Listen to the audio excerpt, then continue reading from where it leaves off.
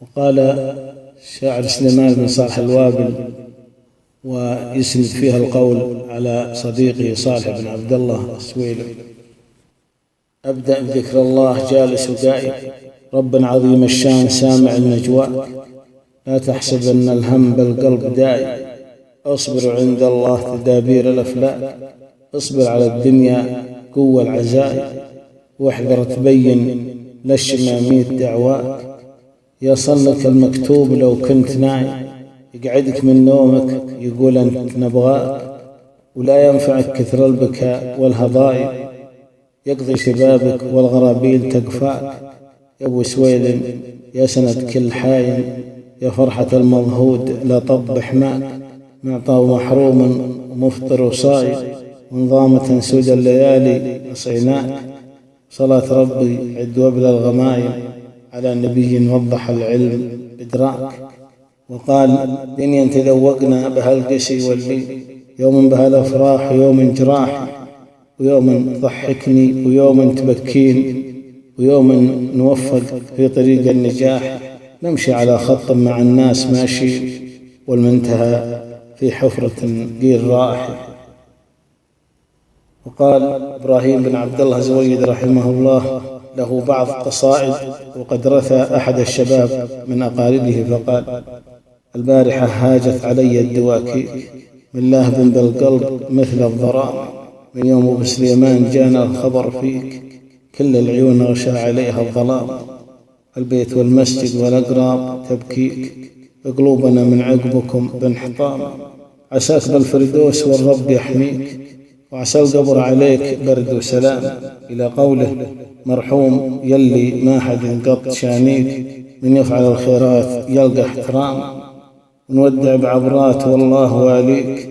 عساك بالجنات بأعلى مقام.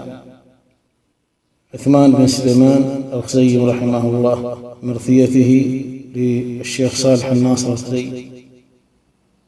بغيت أعزي أخوتي اللي قريبين، في فقد 5 عند إحدى الإشارات، الوالدين وأخت معها صغيرين، جميعهم جاهم قدرهم بساعات، مع الطريق اللي بها الخلق ماشيين، تقاطع الخطين بين المسارات، يجبر عزاكم ربنا يا محبين، بالوالدين وبنتهم والصغيرات. وقال الشاعر إبراهيم بن صالح بن سليمان الخزيم: هذه الأبيات يرثي بها الشيخ الزاهد صالح بن ناصر بن محمد الخزيم: بأي قصيدة يرثيك شعري، وأنت قصيدة في كل صدري، لها من كل فاضلة قليم ينمق سطرها من بعد سطر، فكم بابا طرقت من المعالي، وكم قطفت من ورد وزهر، بلغت من المحاسن كل صغرى، وبالكبرى نشأت بكل فخر، سيقصر دون فضلك كل بيت، ولو كتبت شمائلكم بتبر. إبراهيم بن محمد مسلم له قصائد كثيرة، وقد رثى المربي الشيخ صالح بن علي السويح المتوفى سنة 18 و400 رحمه الله: رحماك ربي الذي أبكاني، وأنار لي دربي وهز جناني، آل السويح قد فجعتم بالذي قد عطر الأجواء بالآذان، يوم الخميس وقد ذكرت جنازة، يعيا البنان بوصفها ويعاني، يا ليت شعري هل وجدتم مثله، في ذا الزمان المفجع الأحسان، أبى الرجال تحية مقرونة بالود صادقة مع التحنان. وقال موسى بن عطا الله الخزيم وهو شاعر رقيق وله بعض القصائد أرسلها لأحد أصدقائه الأوفياء ردا للجميل: ولقد أقلت بإذن ربك حاجتي، وأزحت عني الهم دون سؤالي، قد حال دون سؤال جودك عفتي، وسخاء بذلك قد ألم بحالي، هذا جميلك قد قضى لي حاجتي، وأراك في رد الجميل مثال. محمد بن علي المحمود يقول: عندما نادى المنادي للصلاة فتحت أعمار أبواب جديدة،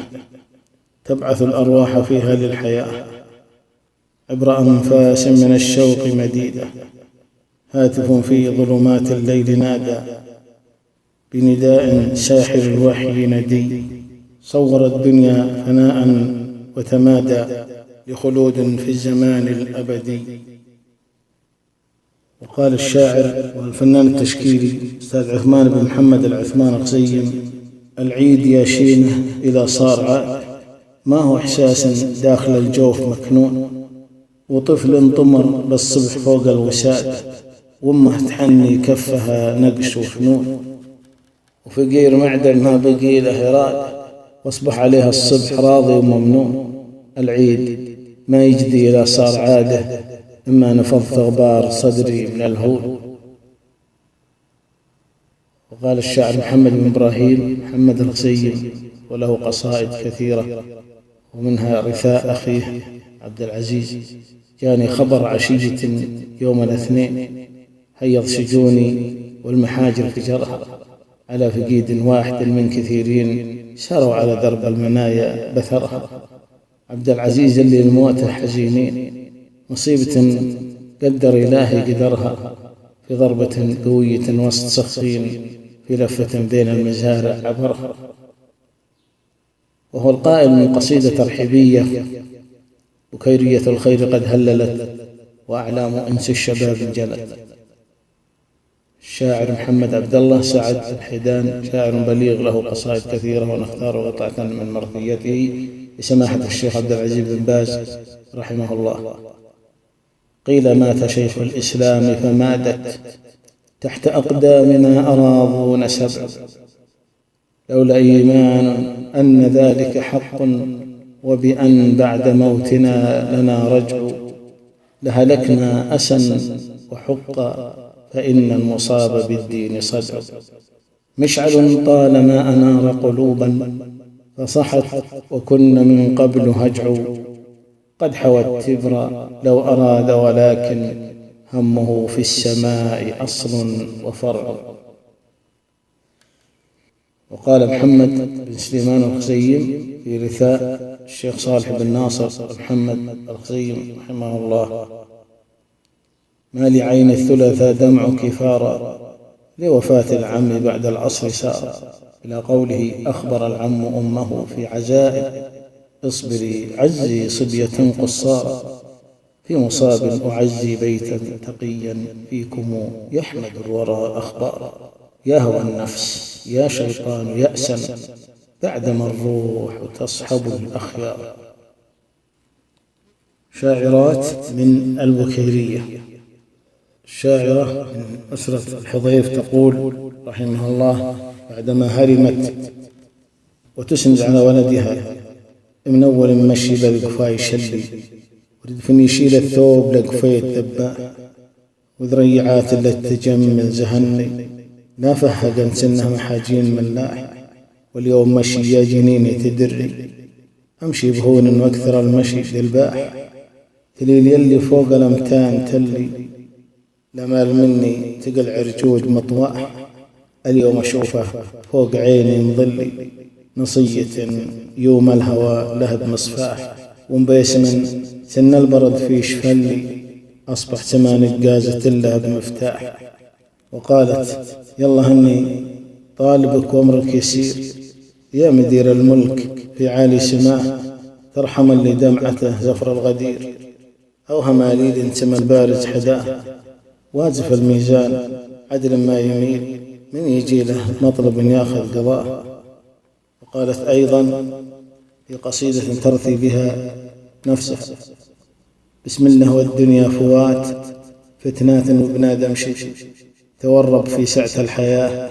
دام المروة تمتدي، ما يمدي لفاث الفوات، عقب الضلالة تهتدي،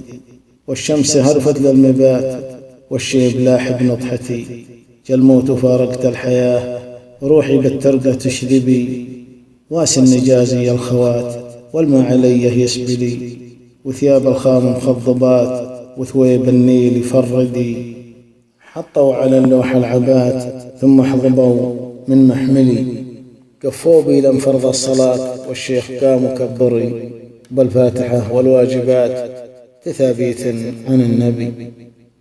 كفوا باللجف الهائلات، وقالوا بسم الله والضعي، كفوا من عندي للحياة، في غربتي متوحدي، صوتت يا شينك مبات ما عندي منه يسمعي، جتنا وحوش موحفات مثل الصواجع تضرجي، نشدوا عن أمر زل فات، قلت أنا ما أدري إلا أني عوضا بالثبات ربي ومنطق عذي. ومن قصيدة لأم عبد العزيز رحمها الله: يالله يلي بس ما بانين بيت، يا فارج الضيجة على المودماء، انت افرجه من كربة به تلجيت، وتفرجه لي يا عزيز الجلاء، البارحة صداق صدري وفزيت، ومن البكاء حرجت مذانب عياني. وقالت عاشة محمد الخزيم شقيقة عطلة بن خزيم تخاطب زوجها لما سافر ابنها محمد إلى جهة نجران وجيزان: جانا الخبر من يوم رتبة والجيزاء، الله يرده لي على حسن حال، رتب البحر يعبود والله يفكه، والله يشرد به عزيز الجلال. وقالت أيضا: خلي يشد المحزرة في يمينه، ما تسمع عنده من أهل الدار سكاء. وقالت شقيقتها نورة الخزيم شقيقة الشاعر عطلة بن خزيم أيضا وهي تتمنى أن يعود ابنها وكان قاضيا في جيزان: يالله يا والي الغية تول ولد الخزيمي، عسى بشيره يطق الباب، والناس بالنوم هجعية، وتقوم نوره تهج الباب، وتقول يا سعد عيني